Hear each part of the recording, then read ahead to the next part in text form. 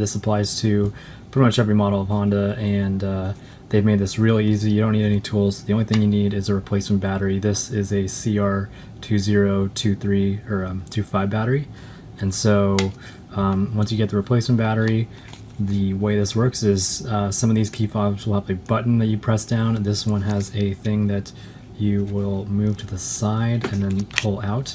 This will release the emergency key you can use when your battery dies. And if you look at the inside of this thing, you're going to note how you've got these two black tabs, and basically what you're going to do is you're going to put the key in there and then twist it, and just like that, this thing opens up very simply, no tools needed. And you can take this battery, looks like they use a Sony battery by default or from the factory, and I've got to replace an Energizer one, and it's just a matter of popping this thing out and installing a new one. And so it looks like you've got these little tabs right here that you can just kind of pull up on to help this thing get released.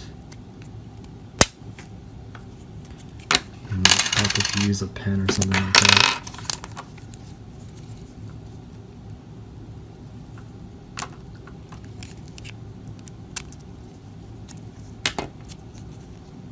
And I don't have fingernails, so it's one of the unfortunate parts of being a guy. But anyway, there's the old battery. Here's the new battery.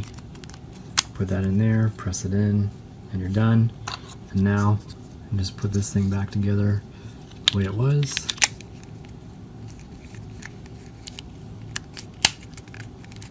Hopefully we don't break anything.